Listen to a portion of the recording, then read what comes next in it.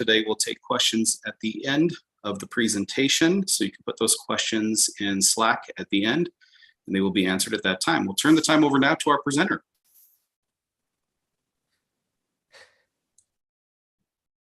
Hi there. Welcome to my presentation, The Importance of Consent, Relationships, and Sexual Education for AAC Users. My name is Donnie Denome and my pronouns are they, them. Let's get started.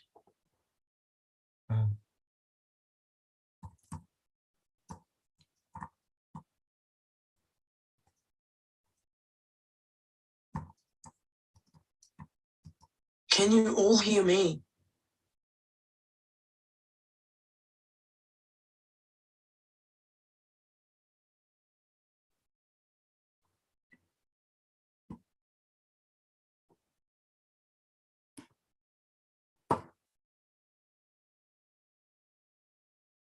A little bit about me. I'm a non-speaking autistic person who uses an AAC device to communicate. I have a Master's of Public Health degree with a focus in health promotion and education for people with disabilities. I have worked with the Autistic Self-Advocacy Network, Communication First, and SATAC. My day job is as a technical writer focusing on easy read and plain language materials.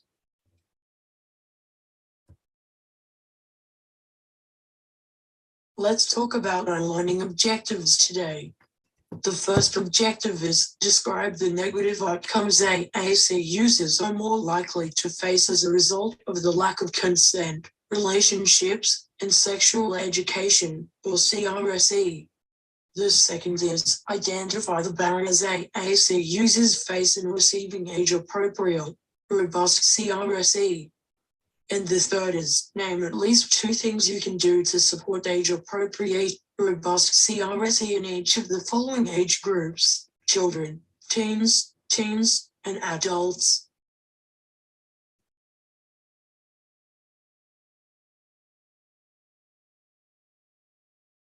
I want to give a content warning for abuse and violence in this presentation. This presentation will talk about abuse and violence, particularly sexual abuse, of AAC users, including children. We will not go into tremendous detail here, but we will talk about abuse. It is okay to not watch this presentation. It is okay to take a break from this presentation. This presentation is being recorded and will be available later, so you can watch it on your own time and skip parts if you need to. The slides are also available, so you can read through them instead of watching if you would prefer that.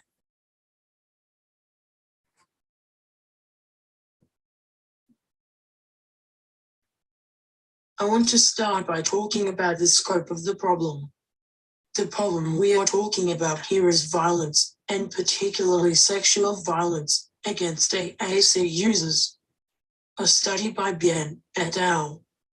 In 2003 found that AAC users are at high risk of abuse or being the victims of crimes, including theft, physical abuse or harm, unwanted sexual touching, neglect, and sexual abuse. Another study by Collier et al. In 2006 found that 75% of their participants wanted to learn more about dealing with past or ongoing abuses, and that, although we do not have great exact numbers on this, AAC users are more likely than non-AAC users to be sexually abused.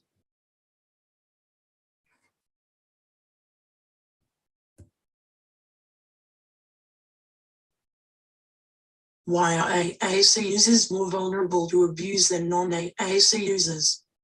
Assistive Wear has a great article on this that I'm going to paraphrase here. First, power differentials. AAC users are often not in positions of power compared to those around us. We may depend on family, support staff, and others for the majority of our everyday needs. We know that when abuse happens, whether it happens to someone with disability or not, the abuser is likely to be known to their victim, such as a family member or a support person. When we depend on those around us for our everyday needs, there are more chances for someone to abuse us. Second, AAC users are often physically isolated from others. We often end up in sheltered special education classrooms or sheltered employment workshops when we are sheltered away from other people. There are few people who might witness our abuse and be able to speak up for us. Third, AAC users often have smaller social networks. We may not have people outside our family and support staff who we regularly talk to. If someone is abusing us, we may not have anyone else who we feel comfortable reporting to or anyone who would be inclined to do something about the abuse. Fourth, we may have significantly less choice and control over our daily lives. Disabled people are often socialized to be compliant, to not act out, to follow instructions. We may have less control about where we go, who we are around, and who provides our care. We may have less privacy from other people. And fifth, we have a reduced ability to report compared to other people. If we don't have the words to report what happens to us, the literal words within our systems, we can't talk about what happened to us.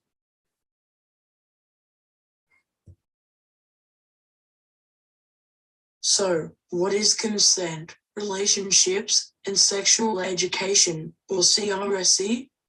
I say consent, relationships, and sexual education instead of just sexual education to emphasize that good, comprehensive sex education should also include talking about consent and various types of relationships.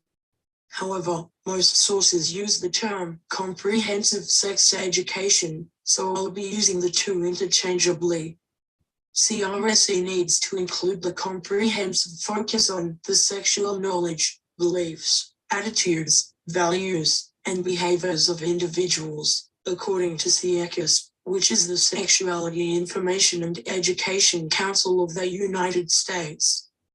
This means that good CRSE should cover the following topic areas: consent and healthy relationships, anatomy and physiology, puberty and adolescent sexual development, gender identity and expression, sexual orientation and identity, sexual health, and interpersonal violence, according to the National Sexuality Education Standards, or NSES.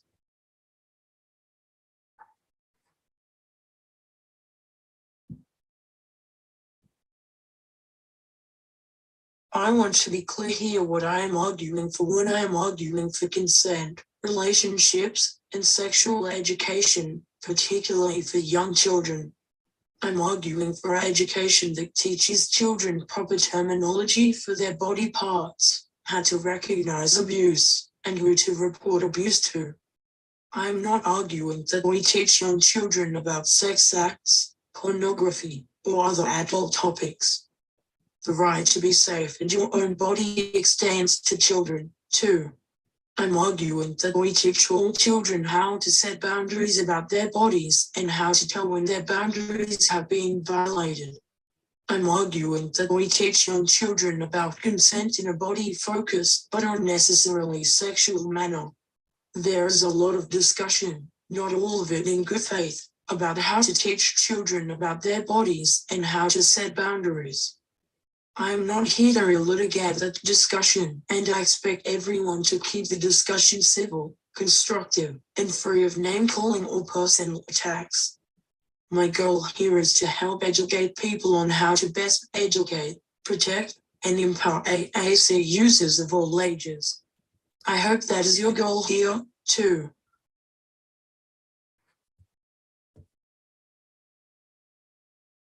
We know that childhood sexual education is effective at decreasing the risk of sexual abuse, including childhood sexual abuse and partner or domestic violence.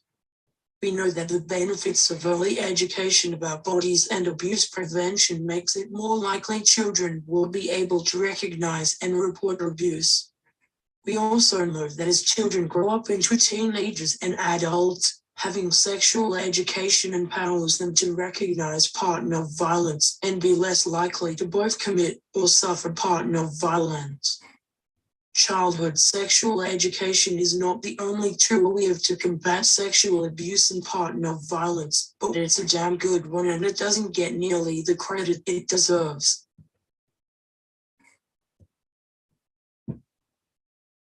How does childhood sexual education can reduce the risk of sexual abuse and intimate partner violence? Through several different ways. First, it teaches proper names for body parts. Children who know the proper names for their body parts will likely have an easier time reporting abuse than children who only know euphemisms or are not taught names for their genitals at all. Second, childhood sexual education teaches what abuse looks like, so children can recognize abuse.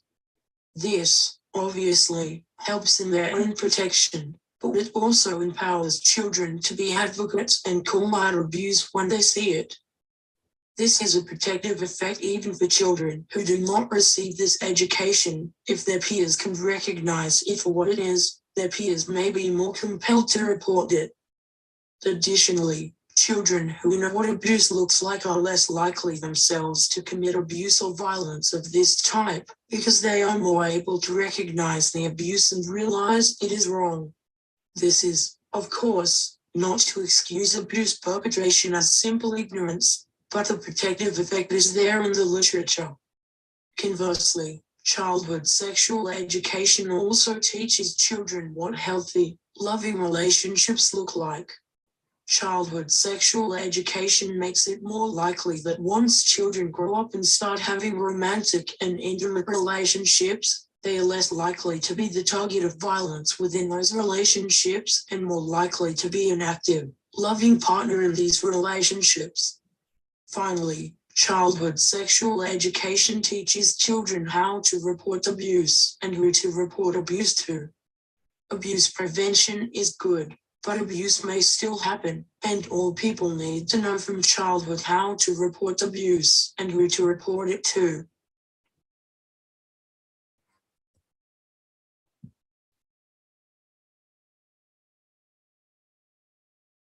Despite the known benefits of consent, relationships, and sexual education, students with disabilities, AAC users or not, do not receive it in school to the same degree that their peers without disabilities do.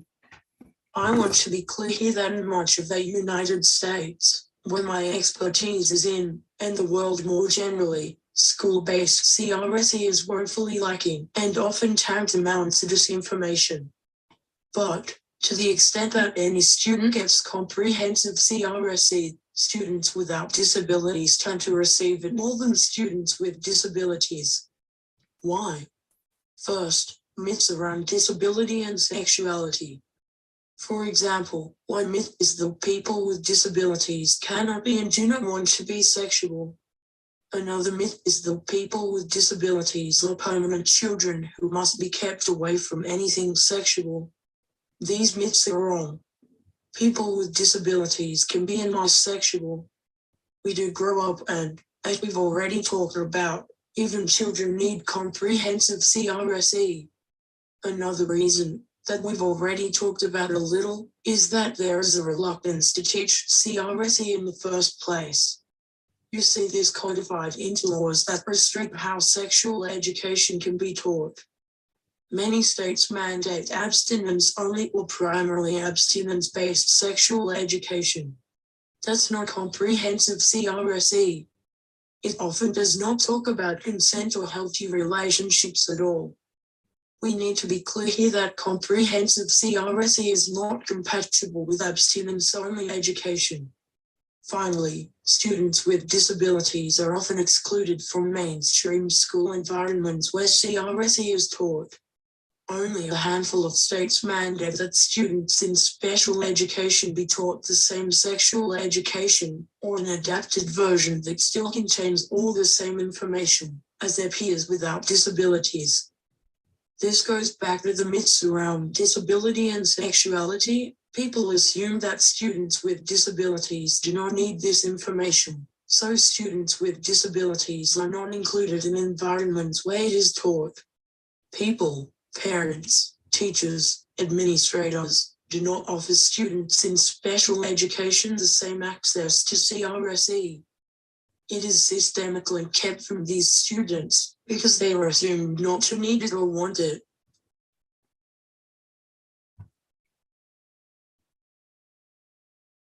I want to give a brief overview of what consent is before we go any further.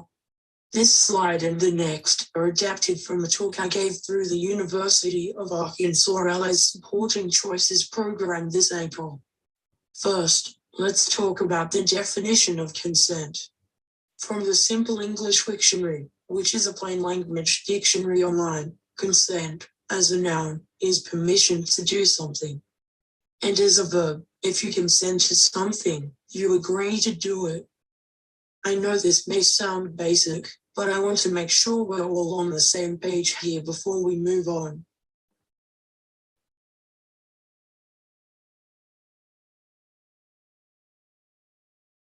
Now that we have defined consent, let's talk about some basics of what consent is.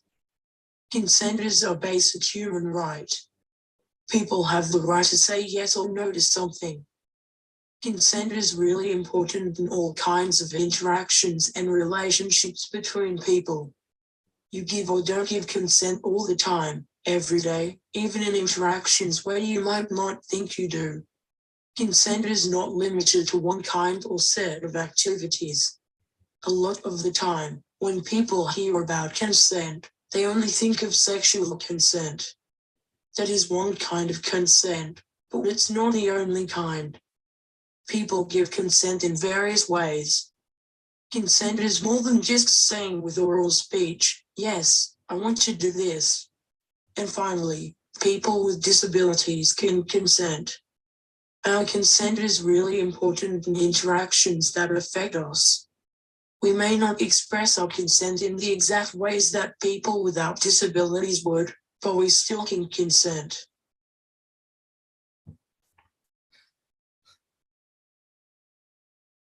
I want to talk now about unmet needs in the population of AAC users with regard to CRSE. First, in school kindergarten through grade 12 CRSE programs often do not include students with disabilities. We already talked about why this is. People have myths about disability and sexuality. Many schools are not teaching comprehensive CRSE in the first place, and students with disabilities are often not mainstreamed in the classes where these topics are taught. So, even in states where students without disabilities are expected to graduate having at some level of CRSE, students with disabilities are not afforded the same expectations or rights. I'm a big believer in school CRSE because when it's taught well, it's a great resource for young people and makes sure they're getting good information from an early age. But the problem is that in school CRSE often isn't taught well and doesn't reach students with disabilities, who are often and mostly in need of this education. Second, there are out-of-school CRSE programs that exist, but they aren't geared towards people with disabilities. I'm going to use the Our Whole Lives OWL program as an example here. The OWL program is a really good CRSE program that goes from kindergarten through all to adulthood, with age-appropriate modules and curricula for different age blocks. But it barely touches on disability at all, and many of its activities are cognitively inaccessible for people with intellectual and developmental disabilities. This is probably obvious, but it also contains no modifications for how to adjust the curricula if one is working with AAC users. Third, there are curricula that are geared towards adults and older teens with disabilities. The exemplar I'm going to use here is the Elevatus curriculum, which, full disclosure, I'm trained in teaching. But these curricula are not geared towards AAC users in general. They don't contain specific modules on how to navigate sex and sexuality as an AAC user. The Elevatus curriculum does have optional communication cards that trainers can buy, but those are expensive and may not meet the needs of AAC users. My overall point here is that no curriculum that I've seen really takes into account the needs of AAC users.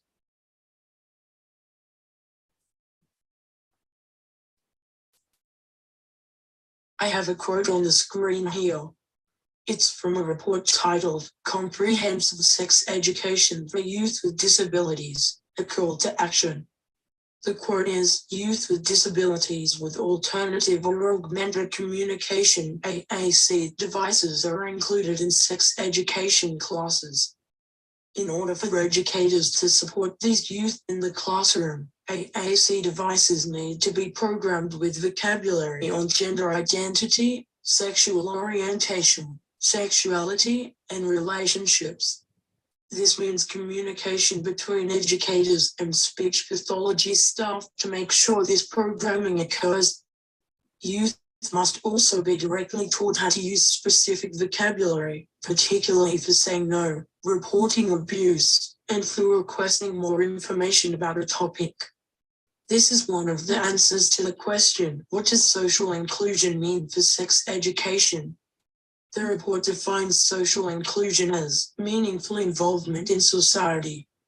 AAC users cannot be meaningfully included in society in the same way our speaking peers can if we do not have this vocabulary. So much of navigating social inclusion involves talking or communicating in some way.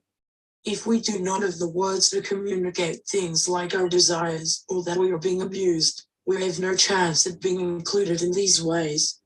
Social exclusion is othering. It is saying to someone, you don't belong here. AAC users are already told explicitly how many places we do not belong. The least we deserve is having the vocabulary to be included in interpersonal relationships.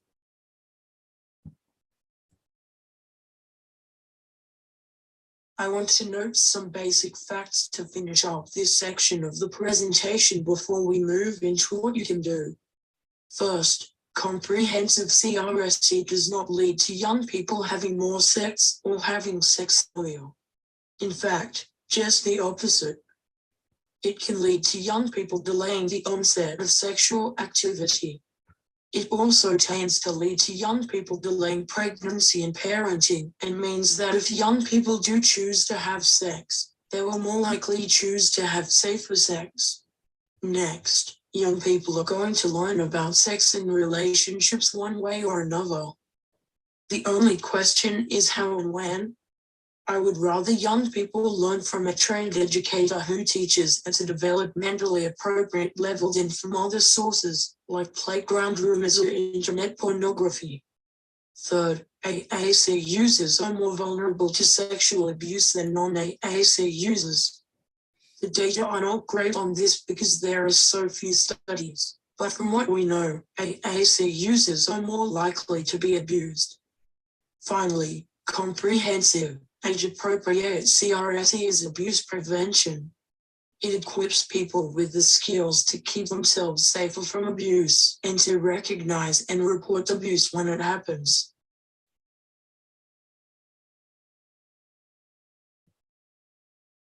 Let's talk about what you can do now.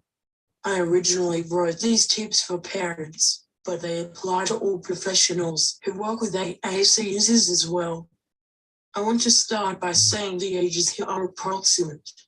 You can always teach quote-unquote older topics to younger people if you can do so in an age-appropriate way. For example, I first listed vocab to talk about sex and dating as something you should add and talk about for 13 to 17-year-olds, but if you wanted to add that for younger people, you can. But I wouldn't recommend restricting vocabulary to older age ranges than I've it here. Even if, say, a 14-year-old has no interest in sex or dating, that doesn't mean the vocabulary is inappropriate for them to have. With all that out of the way, let's start with talking about children, who I define as ages 8 and younger. You need to include age-appropriate vocabulary. This means correct names of the body parts. No euphemisms. If you mean penis, add the word penis in. If you mean vagina, add the word vagina in. I recommend adding incorrect names the body parts, even the body parts a child doesn't have. Children may want to talk about their body development in the future. They may want to talk about the differences between bodies. And children, as you probably well know, are curious. They should have the vocabulary to ask questions. Next, ways to talk about relationships. This doesn't have to be their own relationships, although sometimes children will say they have a boyfriend or a girlfriend, and that's okay. But children should also have the vocabulary to talk about relationships like family structures, relationships between adults in their life, and their own potential future relationships. Finally, add in words that are ways to report abuse. Give kids clear instruction that it is always okay to say no to someone, even an adult, and help them identify safe people in their life to report abuse to. Words like hit, kick, touch, and yell may already be in someone's system, but make sure they know that they can use these words to report abuse. So that's the vocabulary section done. The next point is to advocate for comprehensive CRSE in school for all students. You, as a teacher or SLP or parent, may not be trained to actually teach kids about these topics, but do your best to advocate for robust, comprehensive sex education in school for all students, especially students with disabilities and AAC users in specific.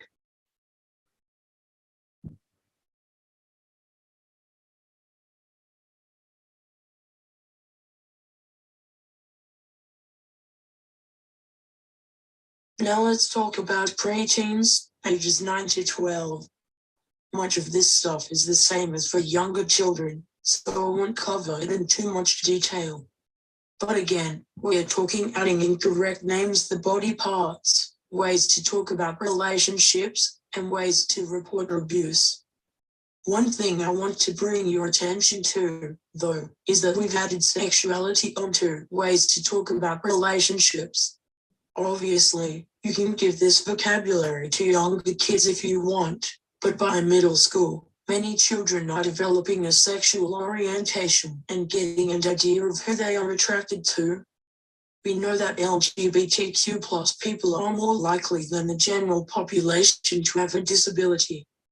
We also know that among some disabilities, such as autism, the percentage of LGBTQ+ people is much higher than the general population.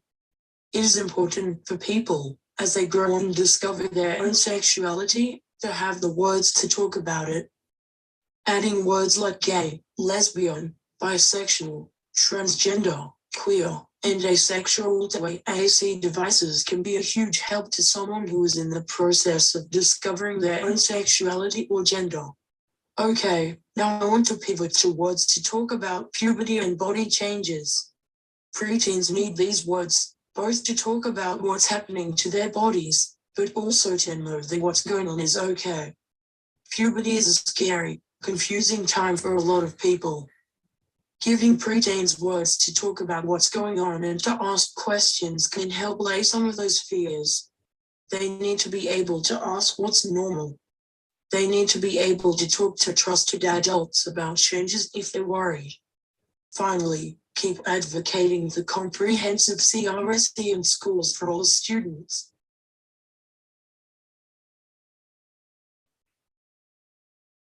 Okay, let's talk about working with teenagers who are not yet adults, so ages 13 to 17. We're still talking about adding all the vocabulary from previous slides, correct names the body parts, ways to talk about relationships and sexuality, ways to talk about puberty and body changes, and ways to talk about abuse. But now let's add in 2 more, ways to talk about sex and dating, and ways to talk about pregnancy and sexually transmitted infections, or STIs. I want to make one thing clear here, teenagers are going to have sex, even if they're not supposed to, even if we don't want them to. Teenagers have been having sex as long as they've been teenagers. The best thing we can do is prepare them and give them the vocabulary to talk about it in a neutral way. Even if a specific teenager isn't engaging in these activities, they will have peers that are. Teenagers should have the vocabulary to engage in socially valued conversation, and for many teenagers, that means talking about sex and dating. And yes, here we are going to have to embrace adding words that may make us uncomfortable. We are going to have to add words to talk about different kinds of sex, vaginal, oral, anal. We are going to have to add words like condom and lubricant. We are going to have to add words to talk about safer sex, like avoiding exchanges. We are going to have to add words to talk about pregnancy, because sometimes teenagers get pregnant. There's a really good presentation by Haley Strickler of Temple University called Uncensored AAC, exploring AAC access to profanity and slang that I would recommend watching if you're uncomfortable with adding these words. It's linked in the resources slides at the end of this presentation. I want to stress here that not adding this vocabulary will not lead to teenagers not having sex. Teenagers are going to have sex. We're not going to stop them by keeping them in the dark.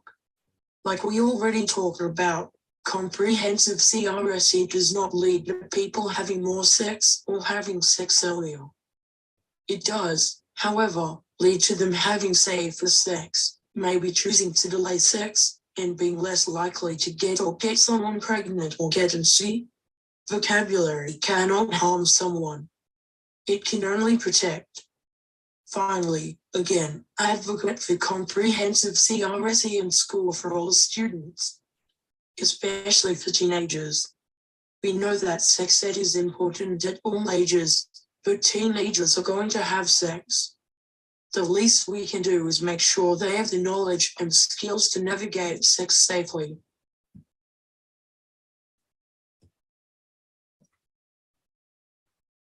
Finally, let's talk about what you can do for adults. The age-appropriate vocabulary I've included here is the same as for teenagers, because there really isn't a whole lot of difference, with one exception. I've added a point about talking about sex and aging. We know that people's sex lives may change as they age. This includes menopause and its related symptoms. But what I really want to talk about here is giving people freedom to edit their devices themselves and add whatever vocabulary they want. Obviously, this is an issue at all ages, but it's really important for adults because, well, they're adults. Adulthood comes with an expectation of freedom and self-determination. We shouldn't deny people that just because they are disabled.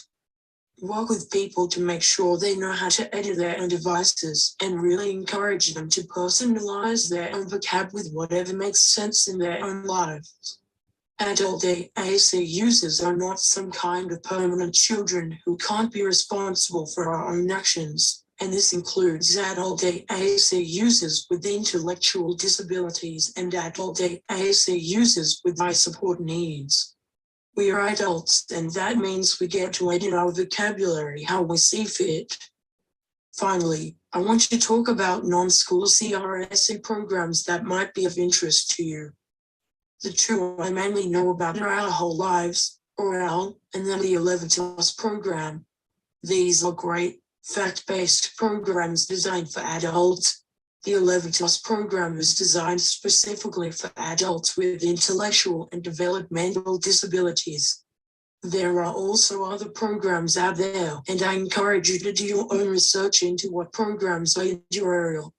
If you are working with adult students in transition programs or side programs, your program may already offer a curriculum. But for adults who are in those programs, seeking out other curricula is necessary. Remember, many adult AAC users go their whole lives without any kind of sexual education. You can change this. You can intervene.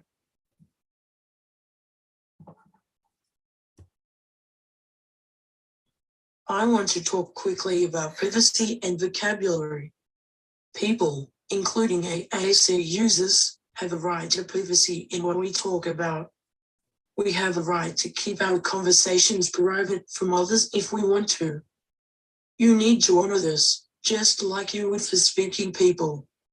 Ask before you look at someone's vocabulary. Ask if there are folders or categories or buttons they don't want you to look at. Keep asking. You're asking for consent. When you ask for consent to look at their vocabulary, you're showing that you care. You're modeling what asking for consent can look like. And this is a really big topic that I could talk forever about, but I just want to stress that you need to ask for consent. Always. Further, consider how you track device or language use. I know a lot of apps can let you track how someone is using language and how they're engaging with their vocabulary, down to the exact words they use. But consider if you really need this. AAC users can have things we don't want you, whether you're our parent, SOP, teacher, or someone else, to know.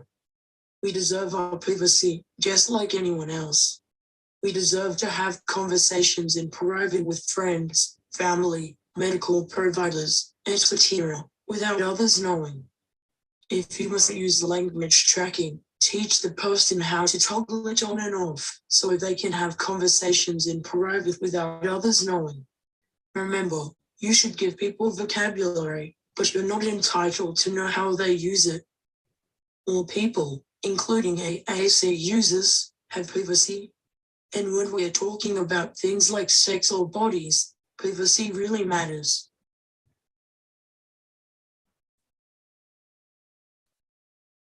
How can you, as a family member or professional, promote consent and inform consent for AAC users? First, always ask us for permission to do something to us, even if it's not legally required. For example, if you are a parent with your child, always ask permission before you touch them, even if it's for something like cleaning their face up. This shows us that you respect our bodies and our rights. Model consent with people around us by doing the same thing, asking them for permission to touch them, or asking them if they want to do something instead of just telling them that they have to do it. Tell us that we have the right to consent. Teach us about what consent looks like. And tell others that people with disabilities have the right to consent. If you're a professional, tell your colleagues and co-workers. If you're a family member, tell other family members. Reinforce to them that the rights of people with disabilities aren't up for debate. We all have the right to consent and make decisions for ourselves. When you talk to us, not to our family or support people, unless we ask you to. We are experts on our lives, our family and support people are not. And speak up for us. Speak up if you see someone trying to violate our right to consent or our bodily autonomy. You have more social power than we do, and other people are likely to take you more seriously than they take us. Use your power to reinforce that we have the right to consent and bodily autonomy.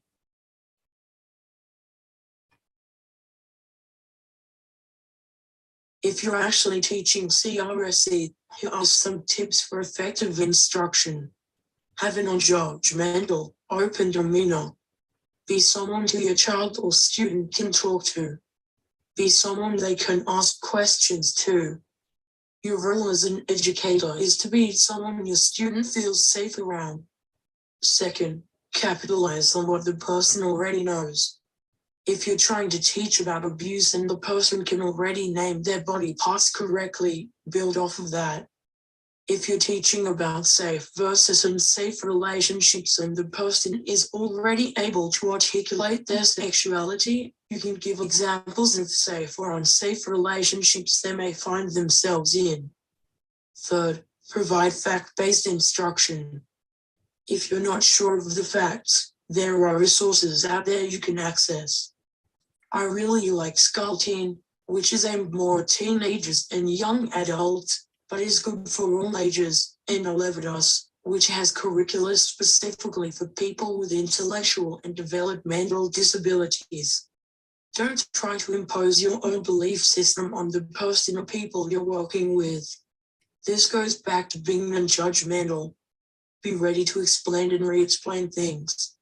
AAC users may need more time to understand what you are saying. We may need you to explain things in multiple ways. But that does not mean we are incapable of learning. You just need to be willing to explain. If you're teaching a lesson on a topic, make sure the person has vocabulary on that topic beforehand so they can ask questions and converse about the topic. It's impossible to talk about a topic when you don't have the words for it, especially if you cannot already type. Don't wait until after you teach to add words. Finally, if you're modifying a curriculum to make it more accessible, look for ways to adjust to the person's communication needs. For example, you might change open-ended questions to yes-no questions if you're working with someone who is still learning their device, but has a strong yes-no response.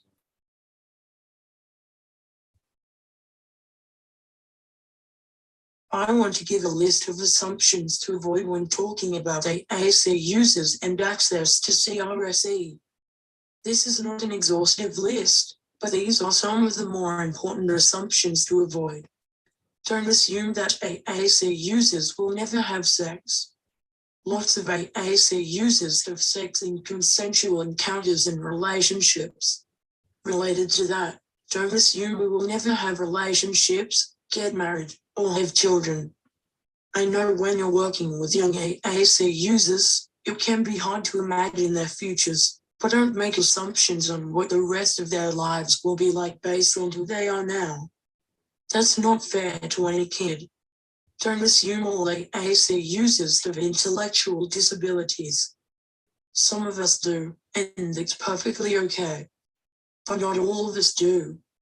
Even if we do have intellectual disabilities, don't assume we aren't capable of learning about things like consent, relationships, and sex. Don't assume we can't or won't be able to consent to sex when we get older. Even many people with intellectual and developmental disabilities are still able to consent. And with good, reliable AAC, communication barriers won't be an issue getting in the way of consent. Don't assume we cannot understand serious or complex topics like sexuality or abuse. We are able to understand if these topics are explained in a way we can understand. Sometimes that means using simpler language, but simpler language does not mean you can't talk about more complex subjects. Don't use theories of mental age or say that someone is developmentally younger than they biologically are. Even if someone has an intellectual disability and very high support needs, they still mature biologically at the same rate as their peers. They still have the right to the same information on the same timeline as their peers. Don't assume we aren't curious. AAC users are like everyone else. We are curious about the world around us. Just because someone can't put their curiosity into words doesn't mean they aren't curious. Give AAC users the language to voice our curiosity. Finally, don't assume we don't have or won't have preferences or identities of our own. Like we already briefly mentioned, AAC users can be LGBTQ+. AAC users can have preferences in our relationships and sex lives. We run the gamut of human variation, just like speaking people do.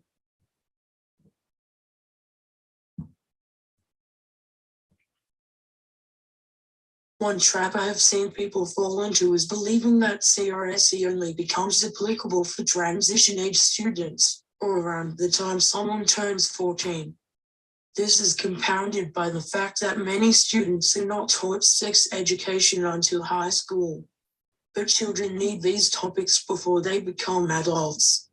Like we already talked about, young children need correct terminology for their anatomy. They need correct terminology for the different parts of puberty. They need vocabulary to talk about the possibility of sex and dating, even if they are not having sex or dating yet. Their speaking peers are learning this vocabulary, I guarantee you. They're learning it on the playground and from TV and the internet. I'm not saying this to start a moral panic, but to state the fact, young children are learning about bodies and sex. Young AAC users deserve the same knowledge and preparedness.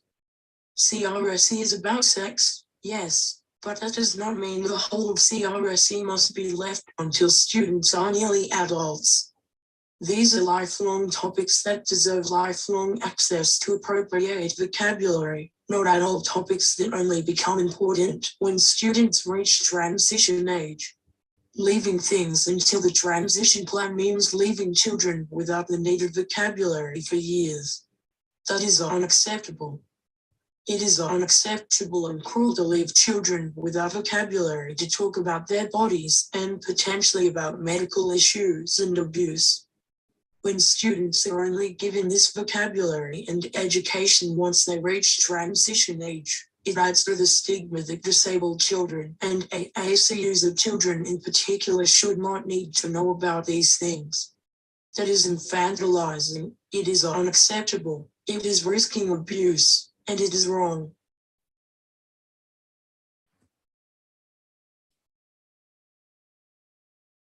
Vocabulary, the literal corpus of what someone can say, matters. Knowing correct, scientific names for body parts makes it easier for people to recognize and report abuse. But AAC users cannot say what is not in our system, especially if we cannot type or write and do not have residual understandable speech. We still have the same right to converse as our peers do. We have the right to converse in the same ways our peers do. At the end of this presentation, I'm linking two lists of needed vocabulary for socially valued adult roles. One list is on sex and sexuality, the other is on telling about being a victim of a crime. I really urge you to consult them when adding vocabulary. They are an invaluable resource.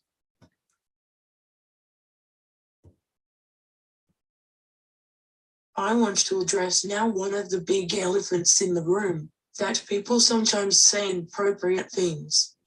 Children especially may find it funny to tell crass jokes or make inappropriate comments. This is not a reason to restrict someone's vocabulary.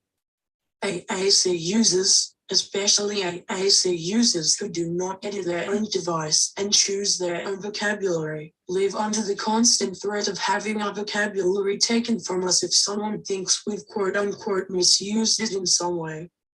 I will stress here that this does not happen to speaking people. There is really no way to remove a word from a speaking person's vocabulary once they've learned it. But speaking people, too, will sometimes say crass or inappropriate things.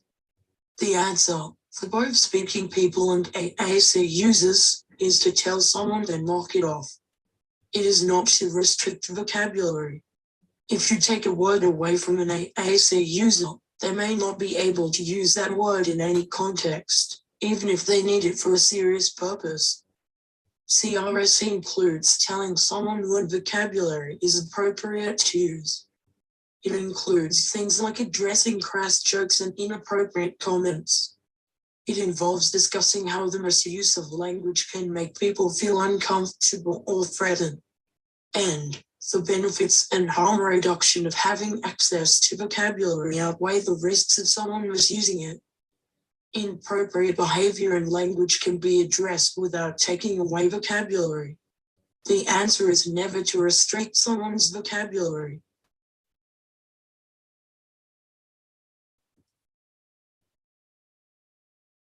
I want to emphasize that we are not done yet. Many of the things I talked about are still pipe dreams. They're nowhere close to being implemented on a scale where every AAC user has access to them. I'm quoting Sold et al. Here, who say further research is required to offer lovers who do say AAC real advice in their search for intimacy. Right now, we are at a point where we can offer comprehensive CRSE to everyone, including AAC users. We still must fight the stigma and myths that lead to people with disabilities being left out of these conversations and education. And comprehensive CRSE for everyone is just the beginning. We still have a ways to go in realizing full social inclusion, including the right to have relationships, get married, and start a family for all people with disabilities. But for now, we can focus on getting to comprehensive sex education for everyone. We need more research on best practices and how to adapt curricula to be more accessible to AAC users of all ages.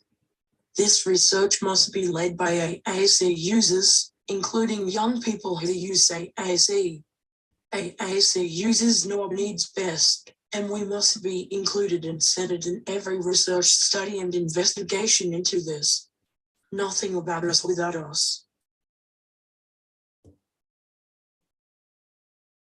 That's the end of what I have. Thank you for coming. I can answer questions now for a few minutes. Please ask questions in the Slack channel for this presentation, and I will answer them there. If I don't get to your question, or you have further questions after this presentation, you can email me at cdenome@gmail.com, and I will respond to you when I can. As a reminder, the slides are posted on the AAC in the Cloud page for this presentation. They also contain a list of resources and works cited. Again, thank you for coming and have a lovely day.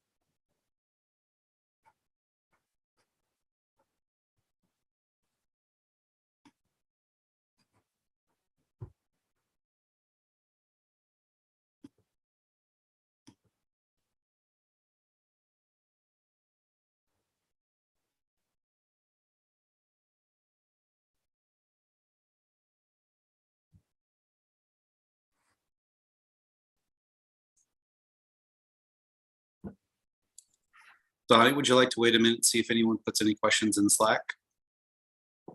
Okay.